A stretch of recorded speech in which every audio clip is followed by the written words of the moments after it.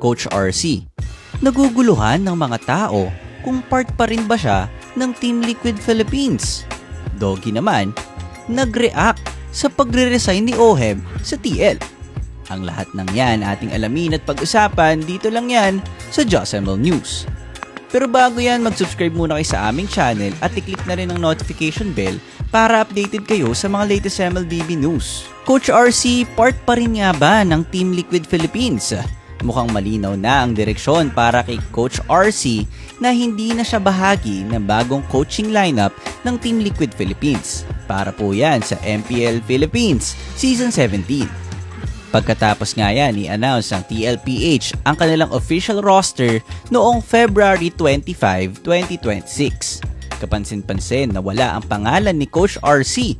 At ayon sa Liquipedia sa records, ginawa na rin siyang inactive ng org kasabay nung kay Oheb sa parehong araw. Si RC ang nagtulak sa TLPH mula noong MPL Philippines Season 15, Season 16 Championship at tumulong sa MSC 2025 title at M7 4th place finish. Si Coach RC ang isa sa pinakatahimik pero pinaka-epektibong utak sa likod ng dominant years ng Liquid.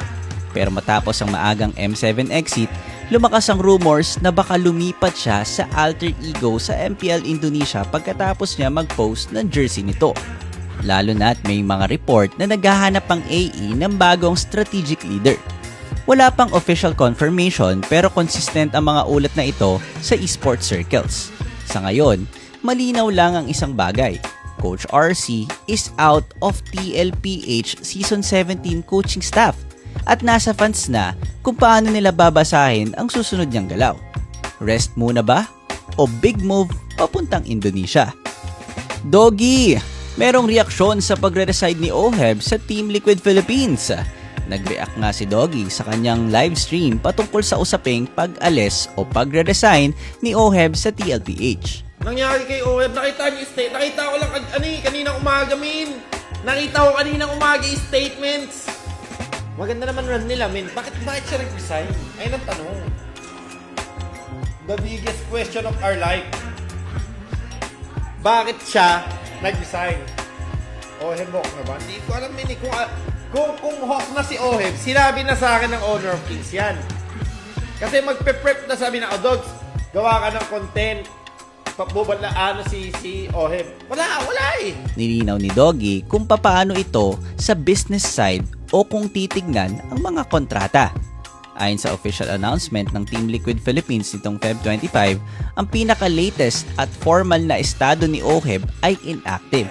Hindi siya kasalukuyan naglalaro, ngunit nananatili siyang bahagi ng organisasyon na tumataliwas naman sa pinost ng legal team ni Oheb sa kanyang official Facebook page na nag-resign na daw ito noong February 6. Di ko mag-guess kasi yung sa Team Liquid, ang pinost nila, inactive daw si Oheb. Tapos yung post ni Oheb, iba. Pwedeng pahinga o internal adjustment habang nire-retain ng player dahil sa halaga ni Oheb sa kompetisyon at sa brand ng team. Lalong-lalo na at kilala pa naman si Oheb sa matibay na track record niya mula nang lumipat siya ng Team Liquid Philippines. At yan nga mga mainit na balita sa MLBB scene. Kaya kung gusto mo ng news, contents, and tournaments, follow Just ML. Kasi basta ML, Just ML!